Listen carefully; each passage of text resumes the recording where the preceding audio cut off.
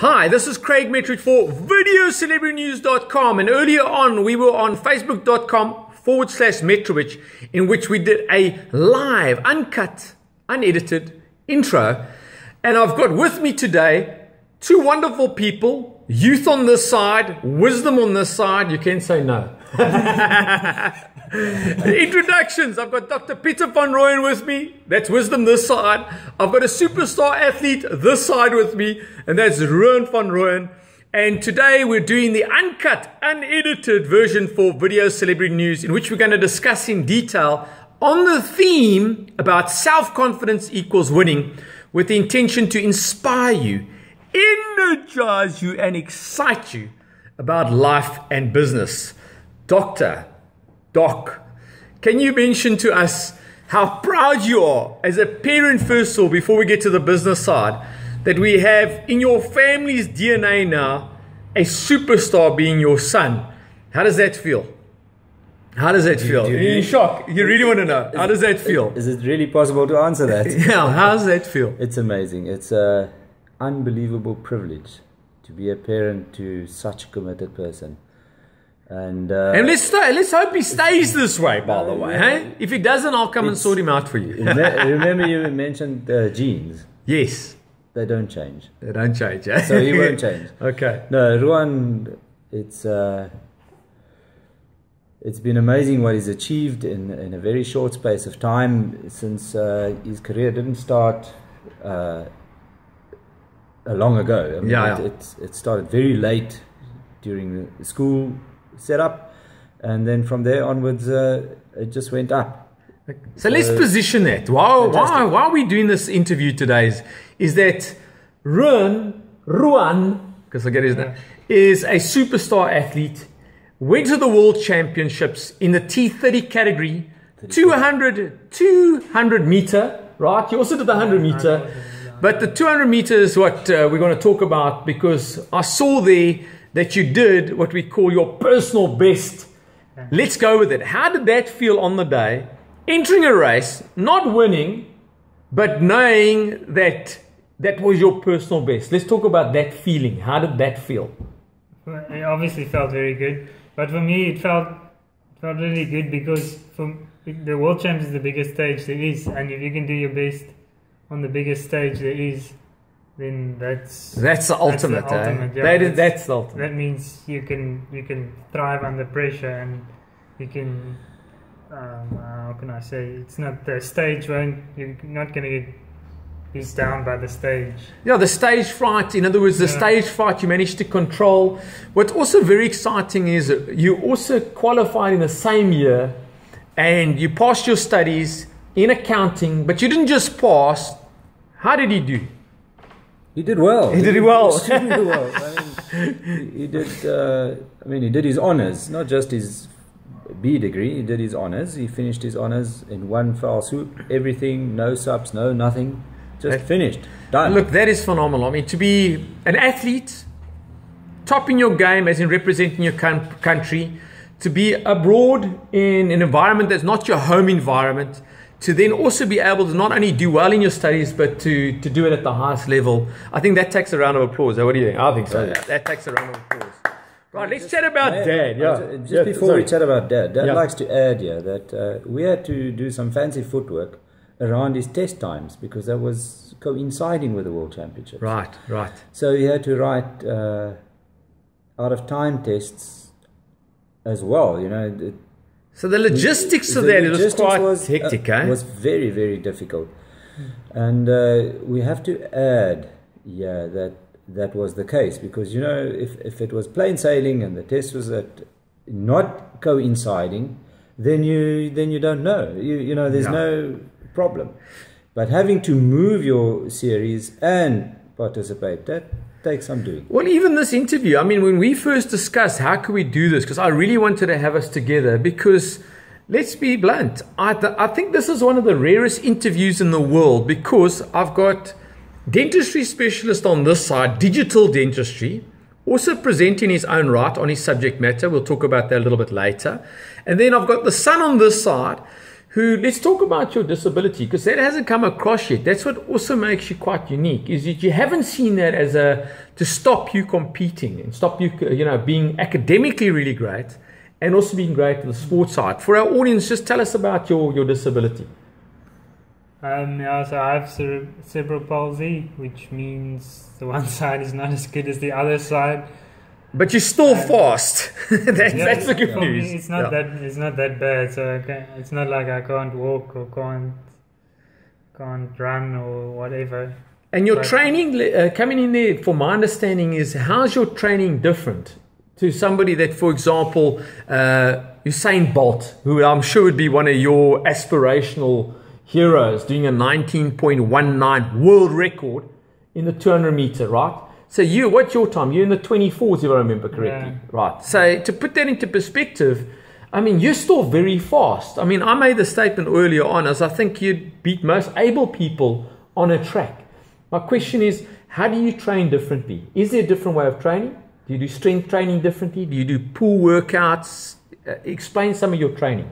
At the moment, I don't do any training differently. Within the other guys, I actually train with the non-disabled guys. But that's fantastic, because that means you're not, in your mind, and sorry for interjecting, in your mind is you don't see that as an issue. They might be a little bit faster, but you're going to try and catch them. Yeah, exactly. The only thing is I'm not the first one over the line when he's training, but it doesn't matter. Doesn't phase you. Yeah, most of the guys in the training group anyways beats most people in the country, so that's not the problem.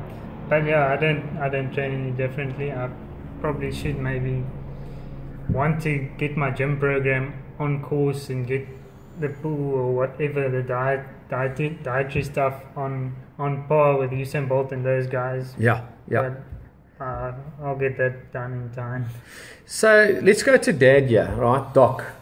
Let's talk about what you've seen as far as business, going back to our theme, right? Self-confidence equals winning. My experience is exactly that. As soon as your self-confidence in business starts to go down, even when it's tough times, then your results are going to go down. You've got to keep reinforcing to yourself. How's that helped you in your experiences from a dentistry point of view? Let's talk about because here's a question. Let's talk about your international travels. The question is, how's your international travels presenting on your subject matter helped you with your self-confidence? Amazing.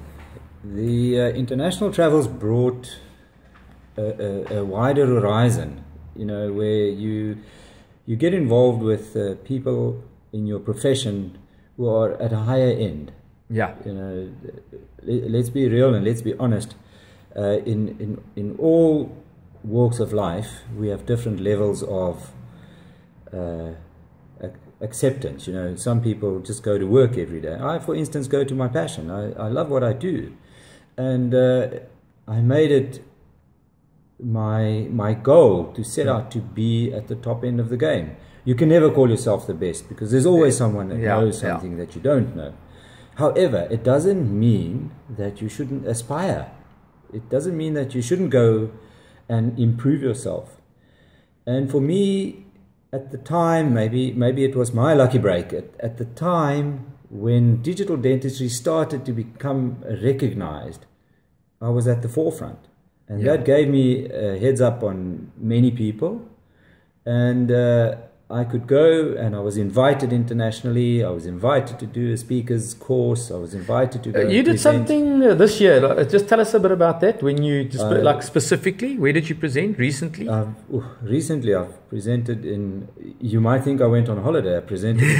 Well, yeah, that's what I thought. Sorry. I presented in Berlin. I presented in Mauritius. I presented in Singapore. Now, hang on, that's a holiday. Don't you agree? Why weren't we invited to that? Mauritius. Remember to book it right. Remember to book it right. If you present on Thursday and Friday, then make sure that you only come back on Sunday. Yeah, stay for the weekend, windsurf, surf. I get that. That's it, yeah.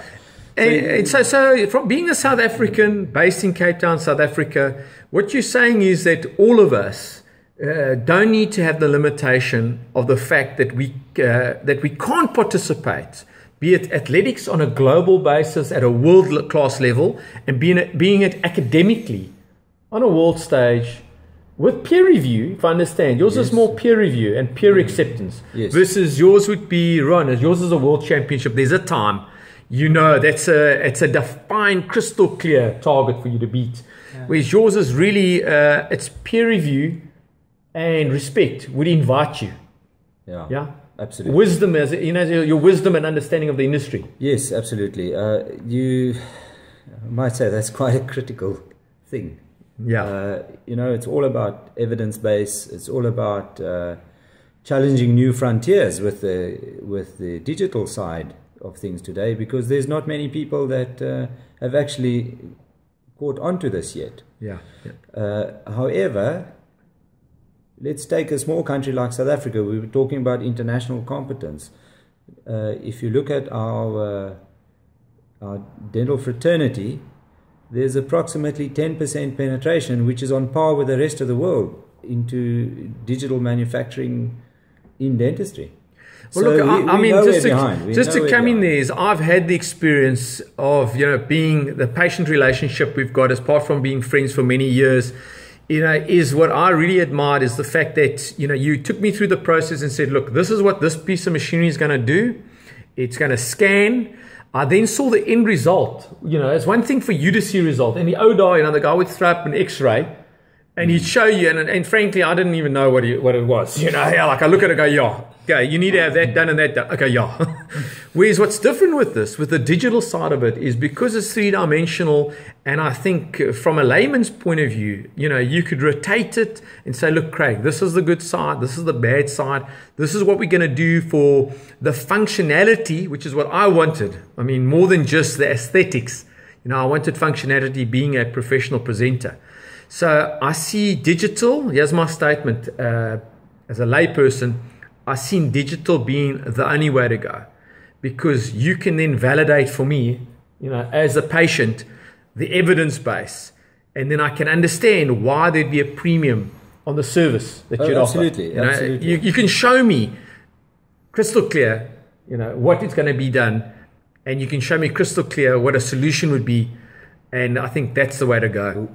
Apart from the clinical development or the clinical aspects involved, which you don't really necessarily communicate technical, so I'd rather put it as technical. You don't really communicate the technical stuff with the patient, but what you can do is it's an incredible communication tool to be able to show digitally what your intentions are, where you want to go, and it makes the understanding for the layperson so much easier.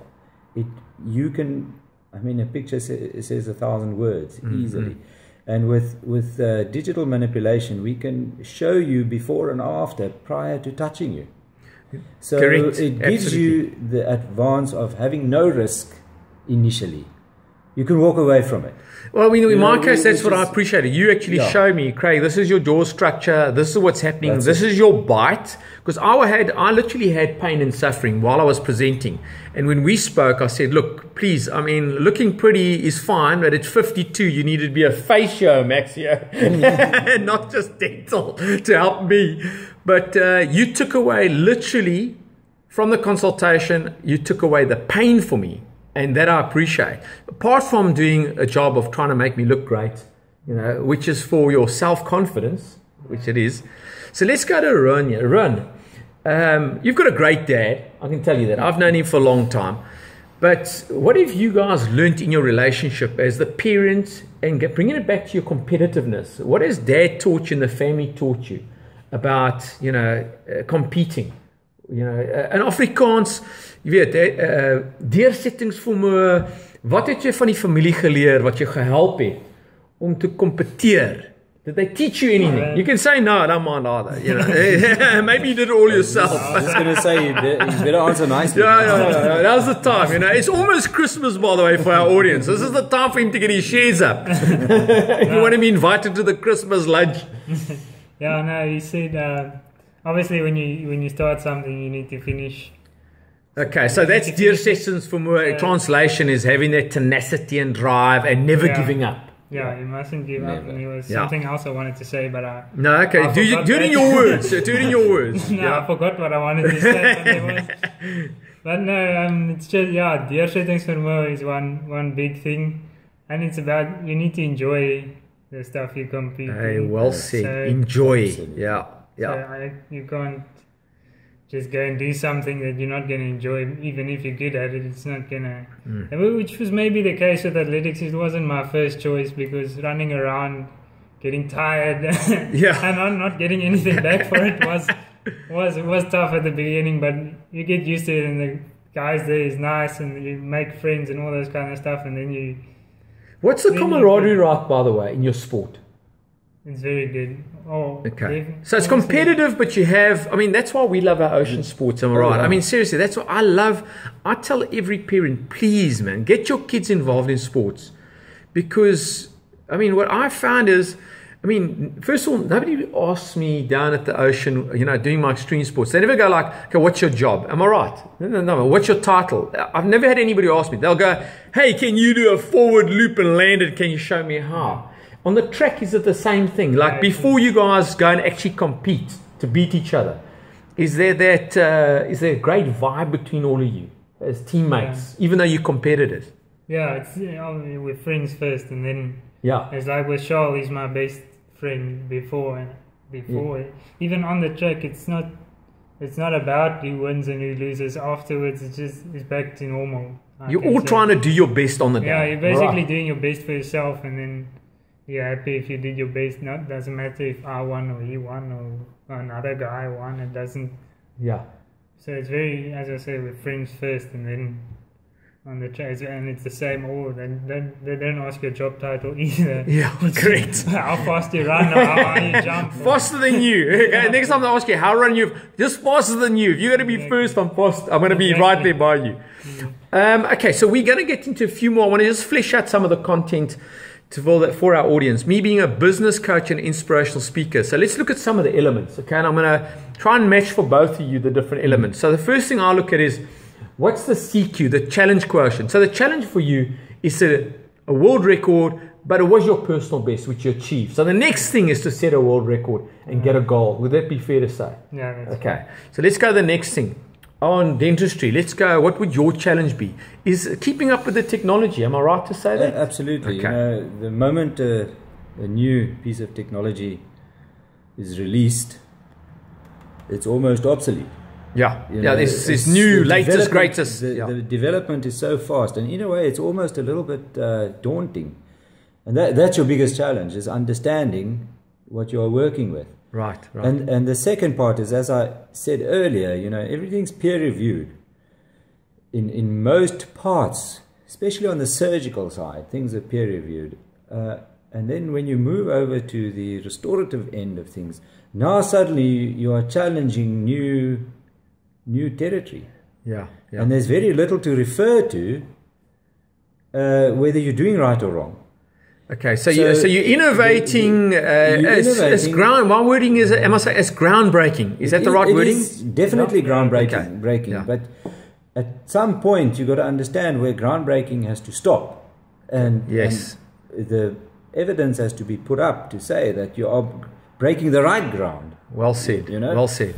So it's fine. Let's look at then the next thing would be, okay, so it's adapting to the new technology.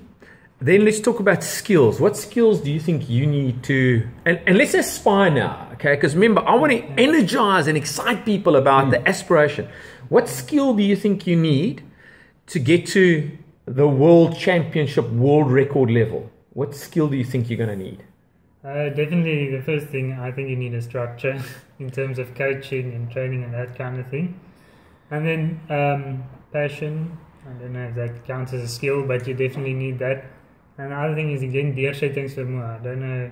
Yeah, the skill. Okay, so that's combining skill and attitude that's been driven within a structure. Yeah, for me at this level, it's not really that much physical, because everybody is physically... They're physically all very capable. And they're all very good. I think it's more mentally that you're going to be better or be just a bit faster than the other guy. And then let's come to you with skills. What skills, how do you hone your skills? How do you improve your skills in what you do? Obviously, there's the actual practice of what it is. Repetition. Reading. I spend my life reading. I spend a lot of time. Like I say to you, I travel quite a bit to keep up to date, see what my colleagues are doing worldwide. I have a vast amount of connections worldwide. We discuss, we chat. I belong to not everyone, but as many groups I possibly can to improve my understanding of what. So yours is it's ongoing. If I thought I studied when I did my degree, I'm doing it now. Now listen to this. This is words of wisdom. The actual fact is continual learning. More now. I love what you just said. Absolutely. Because the younger audience watching this, if they want to aspire to your career, they're going to go, okay, I'm going to go and study this for how many years? Let's say 7 years. How many years? Initially a little bit. Okay, so let's say. And then they think it's done. And you're saying is, no ways. It's a continual, non-stop learning experience. Let's go to the next one, which you touched on early on, is EQ, emotional quotient. Which in business we talk about the right attitude, enthusiasm, drive, determination, can do, never give up. I mean, there's no doubt me being an entrepreneur, that's one of the X factors. Is you kry 'n pak sla, you get a massive clap, right? You got to get up again. Let's go with you. Let's go with your athletics. Was there a time where you thought, well, I don't know, maybe I should give up? Yeah. I thought he was going to say no. Actually, okay. Yes. No, actually, if I wasn't going to make world champs in 2017, I was going to do some cycling or something. So that was your benchmark. If you didn't get... If I'm done with university and nothing happened, then I'm going to leave it and go to another route. And on your side, Doc, how do you relate attitude in your profession? Everything. My profession is a personal service. So I'm very close to people all day long. I'm within your private space. Very private space. I mean, crumbs, I wouldn't let somebody else be so close in my private space. So I need to understand you as a person. And the relationship, by the way, for those who are people receiving the service, for you to understand that the relationship goes both ways, by the way. Okay. Sometimes it's not your guy. It's not about the ability or that he does a bad job or this or that or the other. Sometimes you guys just don't get along. Save yourself the effort for both of you. Find someone. Well, look, I'll tell you what I appreciate coming in there. What I appreciate about you and our relationship, because we've known each other, is you still kept the exact level of professionalism with me, in the sense that you said, look, this is what I expect to happen from my side, right? And you then led me through the process. You explained everything, even though I trust you, because I know your dad for many years. You didn't take advantage of that. You said, look, apart from the fact that I trust you to do the work right, let me take you through the process. Your attitude was one of empathy, understanding. Also realizing I did have a bit of a fear factor. Being a presenter, having somebody deal with, your presentation ability, your future, drilling, all that type of stuff is intense. Let's go to the next thing. So let's just go where we're going. Challenge quotient. Then we've got skills, which is actually your IQ, intelligence quotient. You've got EQ, emotional quotient, which is attitude. The next thing is your spiritual quotient, SQ. What do you think your purpose is? The spirituality. Do you pray before you race? Do you meditate? I mean, what is your X factor at a world-class level that you do differently that maybe helps you get on a track at a world-class level? So the question is, what is one of your X factors to do with spirituality? What do you do as a habit before you get on the track? So I just maybe say prayer, one or two prayers before I get on the track, and then. Okay, well, when you get into business, we do that every day. Every entrepreneur watching this, and I'm not talking religion, as an entrepreneur, if you want to have a high level of faith, become an entrepreneur. I pray every single day, before, after, and at the end of the day. You want to know what it's like? Okay, my prayer is like, get me through the day. Let me shine my best, seriously. And at the end of the day, I go, thank you for getting me through that day. Doc, on your side, Pieter, just tell us, how would you relate to spirituality in digital dentistry? I mean, does it apply? I'm going to take it away for a moment from the digital side. I'm just going to take it to the service end of it. Perfect. By that I'm saying that spirituality, we all are spiritual beings. It's your belief system and your religion is not at play here. You got to understand that. And I heard such beautiful words from a friend yesterday who said that if you listen, you might learn. Yeah. And that's where my spirituality starts and ends, is I listen carefully to what someone asks and says. The body language, the whole presentation, the whole coming across tells me that I have to approach this in a certain way. I don't just fall away and say, you need this, you need that, you do that. I need to feel what that person feels. So that to me is absolutely key, that you connect with the spirituality in your own right, for yourself, and to whoever your spirituality goes. And then the same with the spiritual being that is receiving your service. You need to connect with that. And once you connect with that, then you can start building a relationship. And the relationship is of key importance when it comes to the trust. Yeah. So your outcome is directly related to that. So these are words of wisdom for us. And I'll tell you, I'm 52 years young. I've got a 5-year-old. And the interesting thing is, she's taught me to pause and to listen. Because, you know, what will happen is I'll say to her, hey, Daddy wants to do this and this with you, and I'll suggest what I think will be quite a cool idea. And interestingly, when I ask her, what would you like to do? And I pause and I listen. Then she'll say, you know, Dad, I just want to go and watch a movie with you. Now, that's the last thing I thought she'd want to do. Right? On my to-do list, now I want to keep her hyper and games. And this is pearls of wisdom, in the sense that being an entrepreneur, one of my biggest challenges has always been to pause, to have what we call a stop meeting, to reflect, to strategize, and to listen. Next point. You're going to love this point. And we're almost wrapping up. We've got a few more minutes.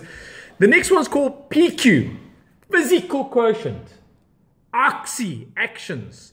Okay, that's what's going to love this. In other words, if those little legs aren't going like crazy, okay, you're not going to win the race. What actions are you going to take going forward into the new year to lift your game? What do you think? And I've got a suggestion for you, by the way, because I watched this video a few times, and I have done athletics, not at your level, but I think me being objective, I can give you some of my pearls of wisdom. So the question is, what new actions do you think you should do going forward to lift your game? Okay, firstly, I need to get a gym trainer. That's a good action, a gym trainer. I have gotten that now in November, because I gymmed on my own since World Champs, or even before World Champs. Right. So I need to get that. As I said, structure is a very big thing for me. I feel like if you have a good structure behind you and people who support you, then it will help you, instead of just having a coach at the track and then going to the track every day. It's good, but at that level of competition, you need, at the track every day is not gonna. That's not gonna. It's much more than just on the track. Cut the mustard anymore. Yeah. Especially at that level, the other guys are. It's all angles that people are coming in and helping them. So I think that's what I need to try and sort out, and that would go far. That would go far in helping me physically. And that's going to help me mentally as well, because then I'm going to feel people want to help me and they believe in me. And I also have the same attention as other guys, so I'll be able to compete at the same level. At that level, correct. Yeah. So here was I watched your video a few times deliberately. Would I be right to say one of the biggest challenges with you, okay, is going to be your arm movement, yes or no? Yes. Okay, so out of the starting blocks, I want you to go and watch this, okay? Go and watch all those races again. If you watch literally out of the starting blocks, the arm movement versus leg movement. So I think your leg movement, I think you're super fast. If I watch his leg movement, right? Because what happens is in your races, I watch you're starting the get out of the blocks is difficult for you. Understand that. That's where you need to, me being objective is to work on that. Then you catch up. He catches up all along. I see you start gaining. So my feedback to you, being an objective outsider who cares about your success going forward, is when you go and see your coach and you go and watch those videos, see how can you get out of that block faster, working on this strength, right? So that you can get that movement going quicker. Because I think your leg movement is phenomenal already. Sê my saam, ja, miskien nee. Yeah, Yeah. to agree. I don't know. Because one of the competitors, he needs to use a physical wooden block. I've watched it, okay? In order for him to get out of the blocks. And if I watch, for example, Charles, who won, okay, leg pace, fast, but his arm movement, I mean, his arms are like, seriously, he's working, and also breathing. That was the other thing, because we're talking physical now, right? Yeah. You watch the race that he won versus the guy from Brazil. The guy from Brazil wasn't focused on his breathing. Go and watch that race again a few times. Okay, the guy that won, his arm movement, breathing movement. Okay, so bringing that to business. Okay, shout out to Tony Robbins. Tony Robbins talks about your actual breathing, your diaphragm movement, on how that helps you with your business preparation. Let's talk physical. We're almost on the wrap up. How would you feel that the physical actions, is there something you need to do your game? So let's go neurosurgeon. Their hands are vitally important, yes or no? Absolutely. Absolutely. So go dentistry. How do you feel physically you got to keep, do you need to keep fit still? Yeah. To stay in your game? I don't know that answer. Yes? Yeah, I need to keep fit because I'll be mental if I don't. Okay. Yeah, in other words, your fitness helps your mental energy. It does. And also, you know, you are taught ergonomic positions when you have to work, and your sitting position when you work with people, especially what we do. But we don't always stick to that. Right. You know? Okay. And the first physical for me, the challenge this year, coming 2018, microscope. Okay, explain. Vision. Okay, explain. Vision is such a physical thing. And we're working in dentistry nowadays on microscopic levels. When we measure stuff, we measure it in microns. We don't measure in millimeters anymore. So if I measure in microns, I have to be able to see in microns. And if I can see in microns, I can deliver in microns. So that's my first physical challenge, is buying a microscope. Okay, I mean, and that to me, from a client point of view, you're saying is the attention to detail was probably like that. It's now... it's phenomenally accurate. It's below 150 microns if you really need to know technical value. All right, so my name's Craig Metrowich. This is for videocelebritynews.com. Please go and watch the intro on facebook.com/Metrowich. And yeah, we've just fleshed out some more details. This is Ruhan, who is a superstar athlete, Van Rooyen, with Dr. Pieter Van Rooyen.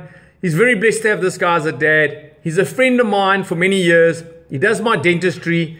He's helped me with my smile and the functionality, which is very important to me. And this is the wrap up. Share the good news, share the light, share the positivity, and just share a world championship the next time we meet. That's a wrap.